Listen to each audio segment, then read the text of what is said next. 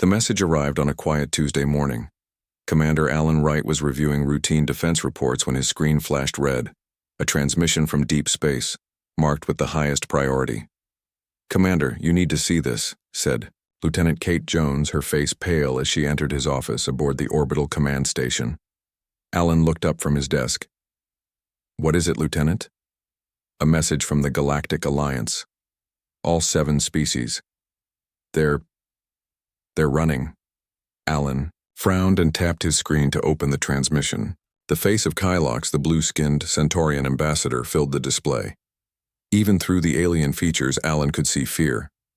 "People of Earth," Kylox began, his voice translated through the computer. "What I am about to tell you requires immediate action. A force we call the Void approaches your solar system. It consumes everything, planets, stars, entire systems. It cannot be stopped. It cannot be reasoned with. In 72 hours it will reach your outer planets. In 96 hours, Earth will be gone." Alan felt a chill run down his spine as Kylox continued. "All 7 species of the Alliance have encountered the Void before. The only survivors were those who fled immediately. We are evacuating all our people from your system now. We strongly advise you do the same. Abandon Earth. Save who you can." The message ended with detailed sensor readings of the approaching phenomenon. "Have you verified this?" Alan asked. Kate nodded. "Our deep space telescopes confirmed it 10 minutes ago. Something is coming. Something big." Within the hour, Admiral Susan Peterson had convened an emergency meeting with Earth's global leaders. The room buzzed with tension as representatives from every major nation gathered around the conference table. Through the window, they could see alien ships already leaving Earth's orbit, diplomatic vessels rushing to escape. "The Alliance has provided evacuation coordinates," Admiral Peterson said, standing at the head of the table. "They've offered to guide any ships that can reach escape velocity to safe harbor worlds." "How many could we evacuate in 72 hours?" asked the Chinese president. "With every ship on Earth?" "Maybe 2 million people," replied Secretary Clark from Global Transportation. "Out of 10 billion. A heavy silence fell over the room. "Then evacuation is not a real option," said the Russian leader. "We need another solution." Dr. Eric Miller, Earth's leading xenobiologist, had been quietly studying the data transmitted by the Alliance. He stood up, adjusting his glasses nervously. "There's something odd in these readings," he said. "The Void doesn't just consume matter, it seems to process it somehow. These energy patterns here," he pointed to his tablet, "they show regular fluctuations, almost like..." "Like what, Doctor?" Admiral Peterson prompted. "Like it's responding to certain frequencies. Like a reaction to stimulus." Alan leaned forward. "Are you suggesting this thing might be alive? Or some kind of machine?" "I don't know," Dr. Miller admitted. "But if it responds to frequencies, maybe, just maybe, we could find one it doesn't like." Admiral Peterson turned to the room. "The Alliance says run. But if we run, Earth dies. I say we look into Dr. Miller's theory." The next 48 hours were a blur of activity. As alien ships continued to flee the solar system, humanity divided on how to respond. Most civilians didn't know the full truth yet, only that a space anomaly required precautionary measures. In his lab at Global Defense Headquarters, Dr. Miller worked without sleep, analyzing the data with his team. Alan watched as they ran, simulation after simulation, testing theoretical frequency responses. "The Alliance must have tried this," Alan said, rubbing his tired eyes. "They've encountered this thing before." "Maybe they did," replied Dr. Miller, "or maybe they just ran like they're doing now. Fear can stop people from seeing solutions." Across the hall, Admiral Peterson was coordinating with global leaders.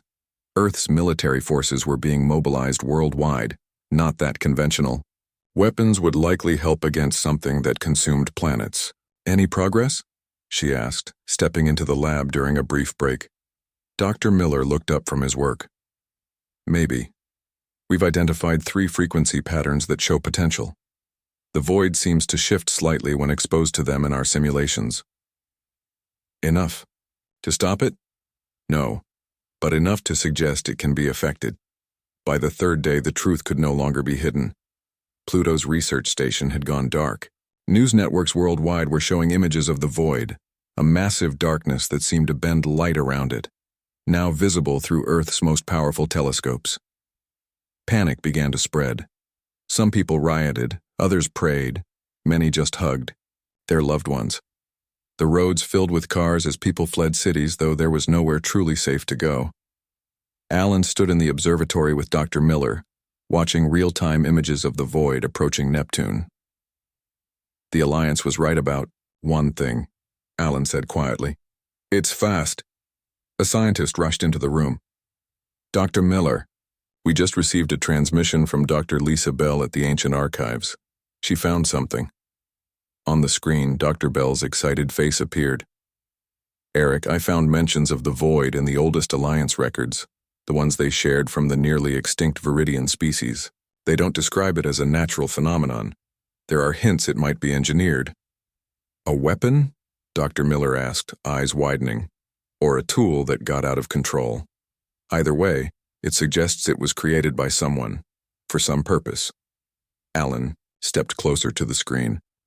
Lisa, can you send everything you have, and try to contact the Alliance ships with this information? I already tried, she said, her expression falling. They're refusing all communication now.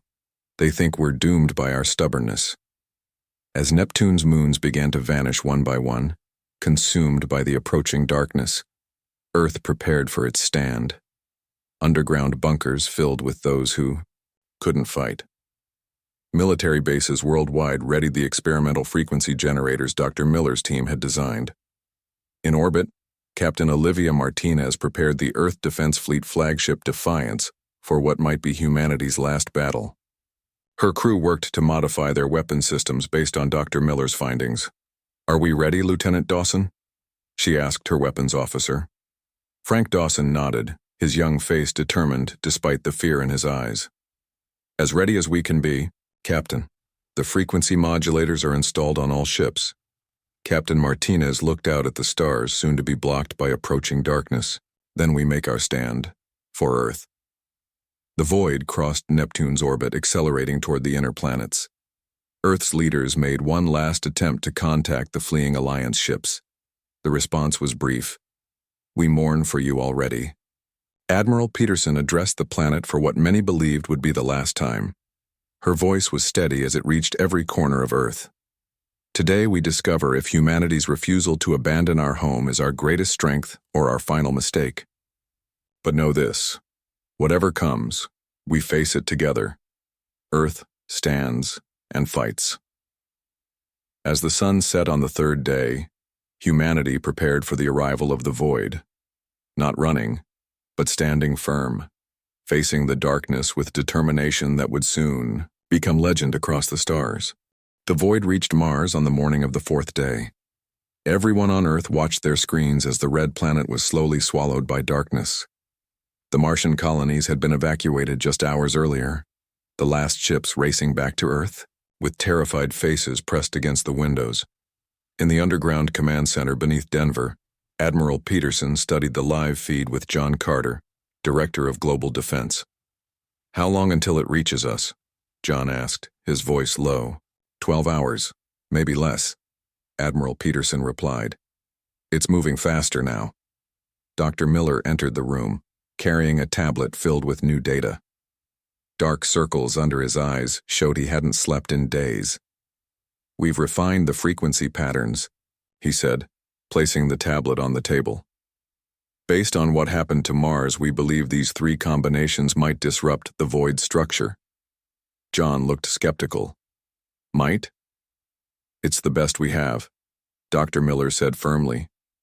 When the void touched Mars, it pulsed in a way that matched our predictions. Our theory is correct. It responds to certain frequencies. Admiral Peterson nodded. Lieutenant Dawson reports the planetary shield generators are ready. They've been modified to emit these frequencies. Above them, Captain Martinez and the Earth Defense Fleet held position. 50 ships formed a defensive line between Earth and the approaching darkness. On the bridge of the Defiance, Captain Martinez watched as her crew made final preparations. All ships report ready, Captain. said her first officer, Paul Green. Captain Martinez stood and addressed the fleet over the communication system. This is Captain Martinez. In a few hours, we face something no species has ever stood against. The Alliance ran. We will not. Each of you volunteered for this mission knowing you might not return. Whatever happens today, remember that courage isn't about not being afraid. It's about facing that fear and standing your ground anyway. For Earth. A chorus of acknowledgments came from the fleet. Many voices, united in purpose. On the Defiance, Lieutenant Dawson supervised the loading of special probes designed by Dr. Miller's team. Each contained powerful transmitters calibrated to broadcast the experimental frequencies directly into the void. "Will these really work?" asked a young technician, her hands shaking slightly as she secured the last probe. Lieutenant Dawson smiled, slightly. "My grandfather used to say that humans are too stubborn to accept impossible situations. I guess we'll find out if he was right." Meanwhile, in the ancient archives beneath the old university in Boston, Dr. Lisa Bell worked frantically. The archives contained all knowledge shared by the Alliance over the 50 years since first contact. Most researchers had evacuated, but Lisa remained searching through the oldest records. Her assistant, Ryan Garcia, brought her another cup of coffee. "Found anything new?" Lisa rubbed her tired eyes. "Maybe. Look at this passage from the Viridian texts." She pointed to strange symbols on her screen. The translation is rough, but it mentions the harvester of worlds that processes all it touches into energy. That sounds like the void to me. "Harvester," Ryan repeated thoughtfully. "Not destroyer. That's an important distinction." Lisa nodded excitedly. "Exactly. And here it mentions the makers who lost control. The Viridians believed the void was created, not natural. Created for what purpose? I'm not sure yet. But if it was made, it can be unmade, or at least disrupted." She reached for the communication panel to contact Dr. Miller when the building shook. Outside, the sky was darkening unnaturally. "It's here early," Ryan whispered. Across the planet, people watched as the edge of the void touched Earth's atmosphere. The planetary shields activated, glowing blue as they projected the experimental frequencies. For a moment, hope surged as the void seemed to pause, then darkness began to seep through. In orbit, Captain Martinez gave the order. "Launch probes now." From the Defiance and other ships, hundreds of probes shot toward the void, each broadcasting the frequencies at maximum power. Some disappeared instantly into the darkness. Others seemed to create small ripples like stones thrown into a black pond. "Getting readings, Captain," called out the science officer. "The probes are having an effect, but it's minimal." In Denver, Dr. Miller analyzed the incoming data. "The frequencies are working, but not strongly enough. We need more power, more precision." John Carter slammed his fist on the table. "We've got every generator on Earth running at maximum."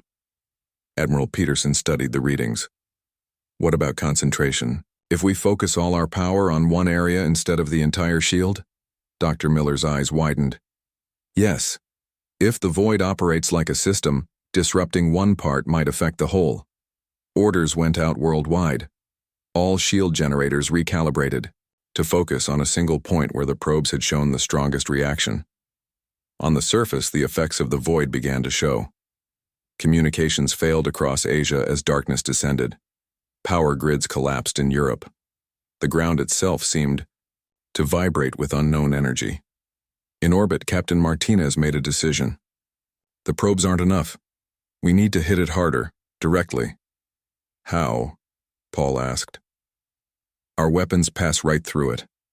Captain Martinez pointed to a spot where several probes had created a visible disturbance in the void's surface. "There. That's our target. Prepare the ship for direct engagement." "You're going to fly into that thing?" Paul's voice shook slightly. "Not just fly into it. We're going to broadcast the strongest frequency burst possible, right at that weak point." The news reached the command center quickly. Admiral Peterson shook her head. "It's suicide." "It might work," Dr. Miller said quietly. "The ship's power core could generate a burst 100 times stronger than our probes." As the void continued to spread across Earth's surface, Captain Martinez prepared her ship. Most of the crew evacuated to other vessels, leaving only volunteers, 20, men and women who stood at their stations with quiet determination. Setting course for target point, Lieutenant Dawson reported from the weapons station. He had refused to leave, insisting his place was at the controls of the frequency transmitters. The Defiance broke formation, engines flaring as it accelerated toward the darkness. Behind it, the rest of the fleet moved to new positions, ready to focus all fire on the same spot. In Boston, as the building crumbled around them, Dr. Bell made a breakthrough. "Ryan, look at these patterns. They're almost like code. What if the void isn't just a weapon or tool? What if it's some kind of program? A program that eats planets?" Ryan asked incredulously. "Advanced technology often looks like magic," Lisa said, fingers flying over the keyboard. "If it's a program, it can be hacked." She sent a hurried message to Dr. Miller just as the Defiance reached the edge of the void. Captain Martinez gave her final order. "All power to frequency transmitters. Target the disruption point, for Earth." The ship plunged into darkness, broadcasting its signal at full strength. For a moment, nothing happened. Then the void began to ripple. The Defiance vanished into the void, swallowed by darkness. On Earth, screens monitoring the ship went blank. In the Denver Command Center, Admiral Peterson stared at the empty display, her face tight with emotion. "Any signal?" she asked quietly. HFY communications officer shook his head. "Nothing, Admiral." Dr. Miller studied his data screens intently. "Wait. Look at these readings. Something's happening." On the main display, the spot where the Defiance had entered the void began to pulse, with strange light. The darkness rippled like water disturbed by a stone. Then a beam of energy shot from within the void, brilliant blue against the black. "It's the ship!" someone shouted. "They're still broadcasting." Aboard what remained of the Defiance, Captain Martinez gripped the arms of her command chair as the ship shuddered violently. Emergency lights cast red shadows across the bridge. Half the systems were dead, but the frequency transmitter still functioned, broadcasting its signal directly into the heart of darkness. "Status report," she called out, coughing as smoke filled the air. Lieutenant Dawson worked furiously at his station. "Hull breaches on decks 3 through 7, life support failing, but the transmitter is working better than expected. We're seeing disruption." The view screen showed only blackness, but instruments detected energy patterns surging around them. The void seemed to be reacting to their presence, to the frequencies they broadcast. "Power levels dropping," Paul reported from the engineering station. "We have maybe 10 minutes before complete failure." Captain Martinez nodded. "Make them count. Increase frequency power. Divert everything. Life support. Engines, weapons. Everything." On Earth, Dr. Bell's message finally reached Dr. O. Miller. His eyes widened as he read her findings. "Admiral," he said urgently, "Dr. Bell believes the void isn't just a weapon, it's a program. Some kind of incredibly advanced quantum computing system." "A computer that eats planets?" John Carter asked skeptically. "More like a harvester, Doctor," Miller explained. "It processes matter and energy according to specific protocols. And if it's a program, it can be hacked," Admiral Peterson finished, understanding dawning. "The frequencies, they're not just disrupting it, they're communicating with it." Dr. Miller nodded excitedly. "Exactly. But we need to refine the signal. We need to speak its language more precisely." He began typing rapidly, recalibrating the planetary shields. "If we modify our transmission to match the patterns Dr. Bell identified in the Viridian texts." Outside, the void continued to spread across Earth's surface. Cities went dark as the blackness passed over them. In some areas, the ground itself seemed to dissolve, processed by whatever force drove the void. Lieutenant Dawson's SHIELD team worked desperately at key installations around the world, fighting to keep the SHIELD generators functioning as the void pressed against them. At the North American SHIELD hub, Dawson received the new frequency patterns from Dr. Miller. "Recalibrating now," he reported, fingers flying over the controls. But we're losing power. The void is draining our systems somehow. His second-in-command, Sergeant Gina Lewis, looked at the monitors showing the advancing darkness. Will this really work? Dawson didn't look up from his work. Captain Martinez believed it enough to fly into that thing, so yes, it has to work. Inside the void, the Defiance was coming apart. The hull groaned as unseen forces pulled at it. The air grew thin as life support failed. But the transmitter still functioned, broadcasting its signal into the darkness. New transmission from Earth, Paul reported, his voice weak from the thinning air. Dr. Miller has refined the frequency patterns. Captain Martinez nodded. Implement immediately. Lieutenant Dawson reprogrammed the transmitter with trembling fingers. As the new frequency pattern began broadcasting, something unexpected happened. The darkness around the ship pulsed with light. Data streamed across their screens, complex patterns and symbols unlike anything they had seen before. It's responding, Dawson whispered in awe. In Denver, Dr. Miller watched the same data flow in. It's working. The void is communicating with us. Dr. Bell, who had managed to reach the command center despite the chaos outside, studied the symbols. These match patterns in the Viridian texts. I think it's code. Ancient code. Together, they began to decipher what they were seeing. The void wasn't just a program. It was an autonomous system created millions of years ago by a species long extinct. Its purpose, to harvest specific elements and energy from planets to fuel some vast, forgotten project. It had continued its mission long after its creators vanished, consuming world after world across the galaxy. The frequencies, Dr. Miller realized, they're like an administrator override. We're telling it to pause its operations. Can we shut it down completely? Admiral Peterson asked. Dr. Bell shook her head. Not yet, but we might be able to make it skip us. Recognize Earth as not part of its harvesting protocol. They worked frantically to modify the signal again, using what they now understood about the void's programming language. On the Defiance, systems failed one by one. The bridge was now lit only by emergency lights and the glow of the few functioning screens. The air was so thin that the remaining crew struggled to stay conscious. Transmitter power at critical levels, Paul reported weakly. We can't maintain the broadcast much longer. Captain Martinez looked at the faces of her crew. Brave. Men and women who had volunteered for what they knew might be a one-way mission. You've all done more than anyone could ask. It's been an honor. Lieutenant Dawson suddenly straightened at his station. Captain, look at the readings.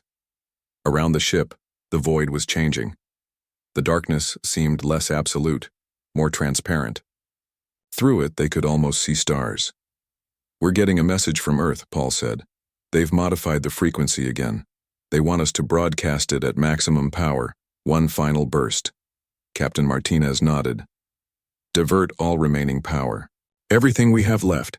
Across Earth, every functioning shield generator and transmitter synchronized to the same frequency.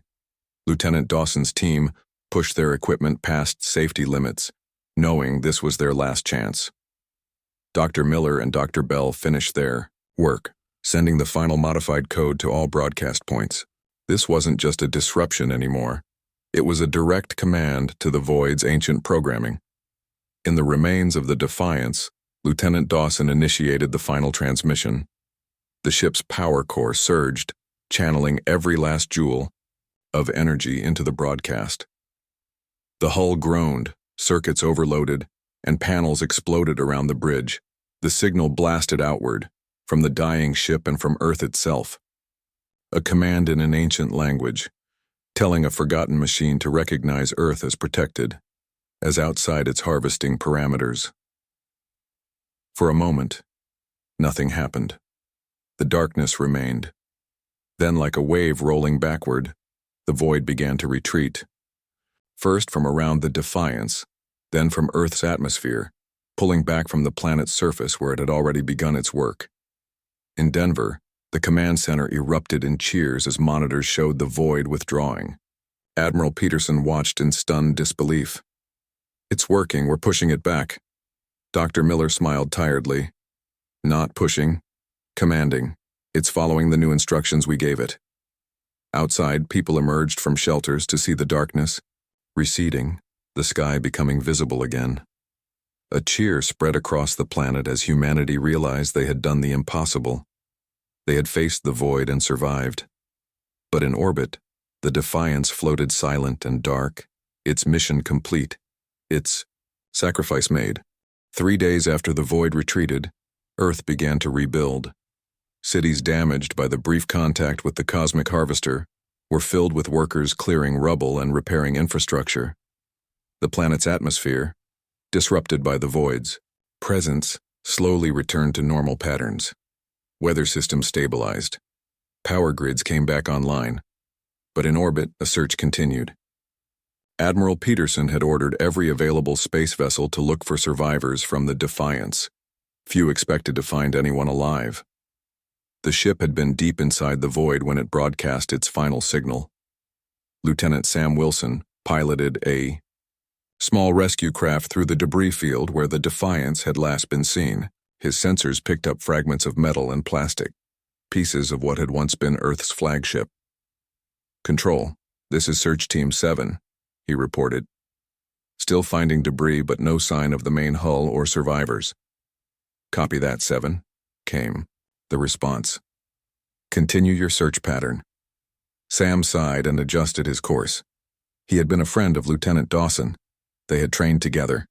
The thought of leaving his friend's body floating in space didn't sit well with him. His sensor panel beeped suddenly. "Wait, I'm picking up something, a power signature. Faint, but definitely active."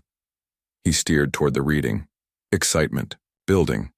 Through his viewport, he spotted a dark shape, much too large to be mere debris. "Control. I've found part of the Defiance, the forward section, including the bridge, and I'm reading life signs." On Earth, the news of survivors spread, quickly. In the Denver Command Center, Admiral Peterson watched the rescue operation on the main screen. Emergency crews reached the broken ship, finding 16 survivors including Captain Martinez and Lieutenant Dawson. They had survived by sealing the bridge section before the rest of the ship was torn apart by the void. "They're alive," Admiral Peterson said, relief clear in her voice. "Against all odds." Dr. Miller nodded, equally relieved. "They gave us the time we needed. Without the Defiance broadcasting from inside the void, our commands might never have worked."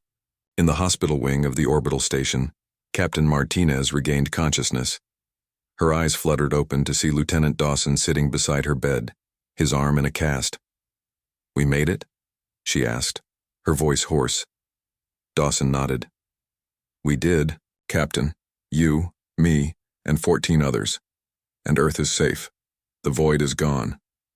Martinez tried to sit up but winced in pain. "Not gone, just redirected."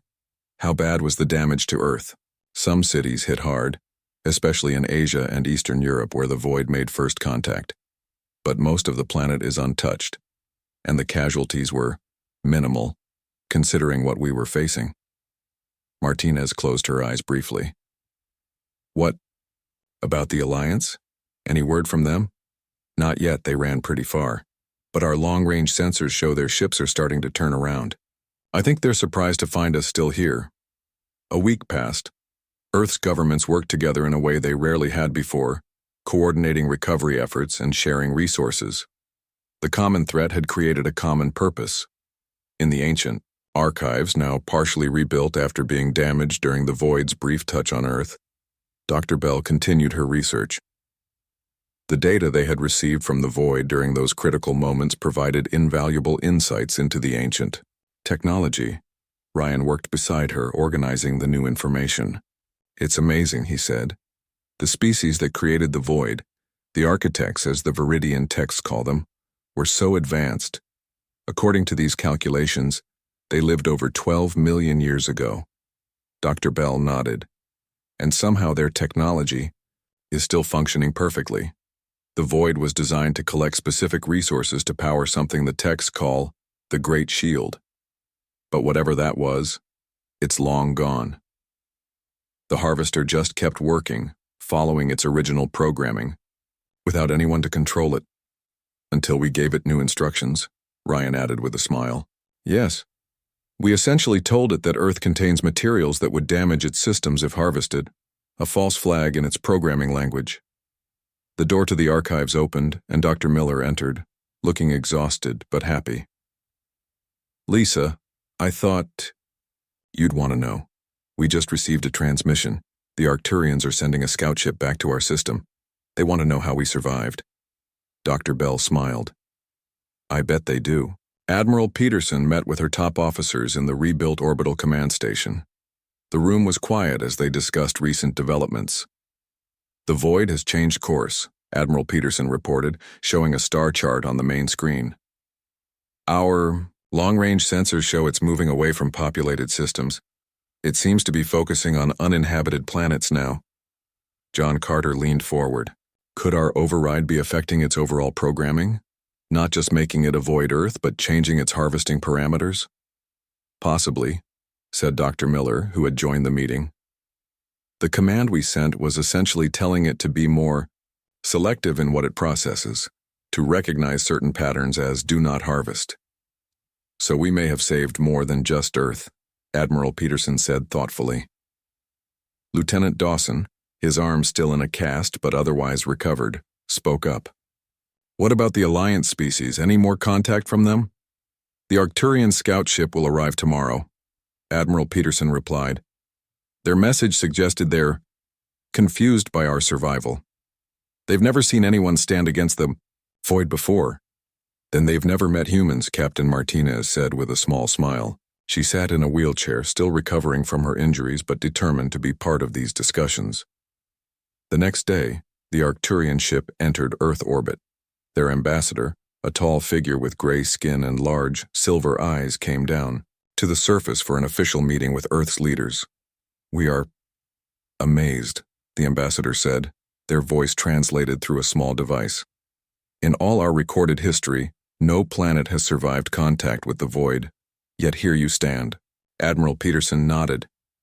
We chose to fight rather than run.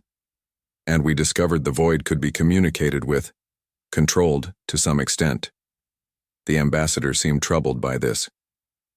You spoke with the Devourer, controlled it? This changes many things. We'd be happy to share what we learned, Dr. Bell offered. The frequency patterns, the programming language we discovered. With this knowledge, other worlds could be protected. The Arcturian was silent for a long moment. The other Alliance species are returning. They will want to know how humans achieved this miracle. Some will be grateful. Others may be concerned by such power in the hands of a young species. Captain Martinez, who had insisted on attending despite her doctor's objections, spoke firmly. We didn't ask for this power. We just refused to abandon our home without a fight. The ambassador turned to her. You commanded the ship that entered the Void? I did. No one has ever done such a thing and lived to speak of it. You must tell me how you found such courage. Martinez shrugged slightly. It wasn't courage so much as stubbornness. Humans don't like being told something is impossible. The ambassador made a sound that might have been laughter. Perhaps that is why you succeeded where others failed. The Alliance has much to learn from humanity, it seems.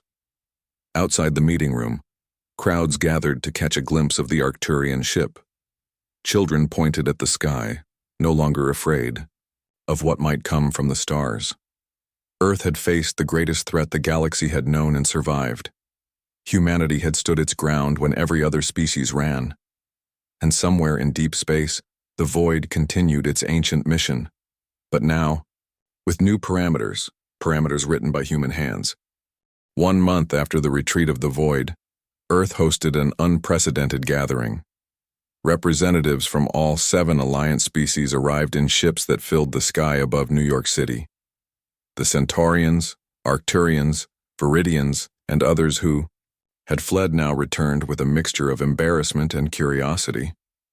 In the newly constructed Unity Hall, Admiral Peterson and the Earth leadership welcomed the galactic delegation. The large circular room buzzed with conversation in dozens of languages, translators working furiously to keep up. Captain Martinez, finally out of her wheelchair but walking with a cane, stood by the main entrance with Lieutenant Dawson. They watched as alien diplomats filed in, many stealing glances at the humans who had achieved the impossible. "Never thought I'd see this," Dawson said quietly. "A month ago they were running for their lives. Now they're lining up to talk to us." Martinez nodded. "Amazing what standing your ground can accomplish." Kylox, the Centaurian ambassador who had first warned Earth about the void, approached them. His blue skin seemed paler than before, his movements hesitant. "Captain Martinez," he said, his translator, conveying the words. We owe you an apology. We believed there was no hope. We abandoned you to what we thought was certain death." Martinez shook her head. "You gave us warning. That gave us time to prepare, to find a solution. Still, we ran while you fought." Kylox looked down. "It is not something we are proud of. Different species, different strategies," Martinez said, diplomatically. "What matters is that we all survived." Inside the main chamber, Admiral Peterson called the gathering to order. Dr. Miller and Dr. Bell sat at a table filled with data tablets and holographic displays, ready to present their findings about the void. "On behalf of Earth, I welcome you all," Admiral Peterson began. "A month ago, our worlds faced a threat we believed was unstoppable. Today, we gather not just as survivors, but as those who have gained new understanding of that threat." She gestured to Dr. Bell, who stood and activated the main display. Above the center of the room, a holographic image of the void appeared, causing some of the aliens to shift uncomfortably in their seats. What we called the void is actually an autonomous harvesting system created by an ancient species approximately 12 million years ago, Dr. Bell explained. It was programmed to collect specific resources from planets to power something called the Great Shield. Though the shield itself and its creators are long gone, the harvester continued its mission. Across the galaxy, Dr. Miller took over. By analyzing its response to various frequency patterns, we discovered it operates on a complex programming language. This allowed us to essentially hack its systems and redirect it away from Earth. The Viridian representative, a small figure with iridescent skin, spoke up. "This matches our oldest legends, stories of the architects who built great machines to protect the galaxy from some external threat. We believe the void can be permanently reprogrammed," Dr. Bell continued, "not just to avoid Earth, but to stop harvesting inhabited worlds altogether. We're prepared to share this knowledge with the Alliance." The chamber erupted in excited conversation. The idea that the void, the terror that had caused countless evacuations and the loss of many worlds, could be controlled was revolutionary. Arcturian ambassador rose to speak. "This is a generous offer, but it raises important questions about the future relationship between Earth and the Alliance." Admiral Peterson nodded. "We understand, which is why we've requested this gathering. Earth would formally like to apply for full membership in the Galactic Alliance." This announcement caused another stir. Earth had previously held only observer status in the Alliance, still considered too young and untested a civilization for full participation. The head of the Alliance Council, a tall Dravidian with features like polished stone, stood slowly. Under normal circumstances, such an application would take decades to consider. But these are not normal circumstances. Humanity has proven itself in ways we could not have imagined. Outside Unity Hall, crowds of humans and aliens mingled in the streets. Children asked wide-eyed questions of Centaurian visitors. Street vendors tried to sell Earth foods to curious Viridians. News screens showed the proceedings inside, translated into multiple languages. In a quiet corner of the diplomatic reception area, Lieutenant Dawson found himself speaking with an Arcturian scientist named Melix. "Your frequency techniques are fascinating," Melix said. "We've studied the void for centuries but never thought to attempt communication with it." Dawson shrugged. "Honestly, we were desperate. When running isn't an option, you try things that might seem crazy. Perhaps that is humanity's greatest strength," Melix suggested. "You see possibilities where we see only dangers." Meanwhile, Dr. Bell had drawn a crowd of alien scientists eager to examine her findings about the architects. She displayed the symbols they had extracted from the Void's programming. "We believe this is actually a warning system," she explained. "The Great Shield was built to protect the galaxy from something the architects feared, something that might still be out there." "You think the Void was just one part of a larger defensive system?" asked a Centaurian researcher. "Exactly.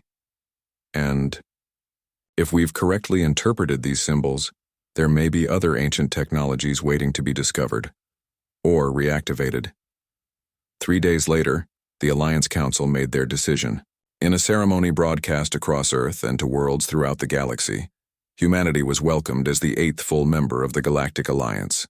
Admiral Peterson signed the accord on behalf of Earth. As she did, she leaned toward the council head and spoke quietly. "I have one condition. The Alliance must commit resources to developing permanent countermeasures against the Void. What happened to Earth cannot happen to any world again." The council head nodded solemnly. "Agreed. And we would ask that humanity lead this effort.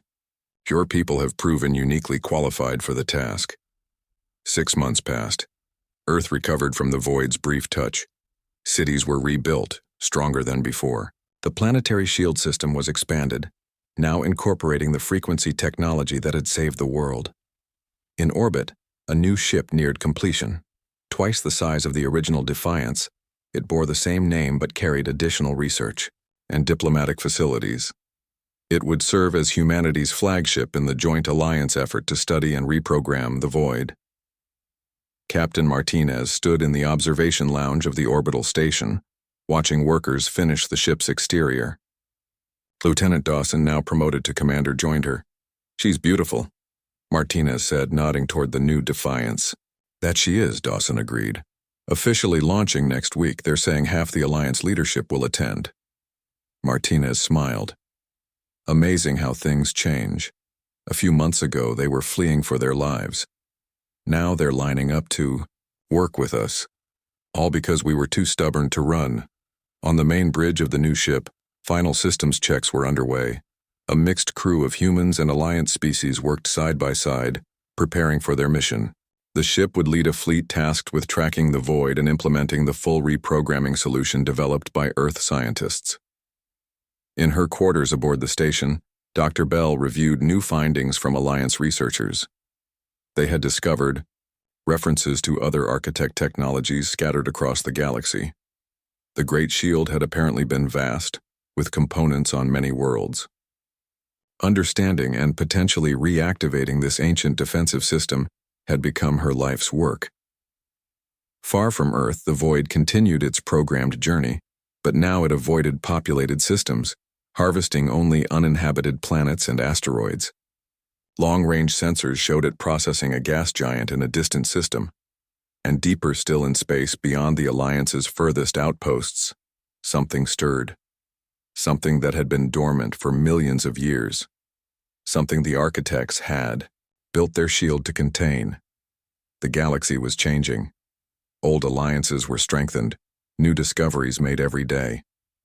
And at the center of it all stood humanity, the species that refused to run, that stood and fought when all others fled.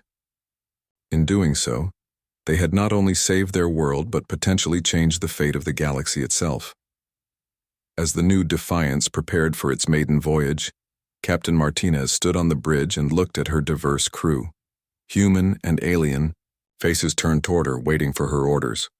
"Let's make history," she said simply, and the stars awaited.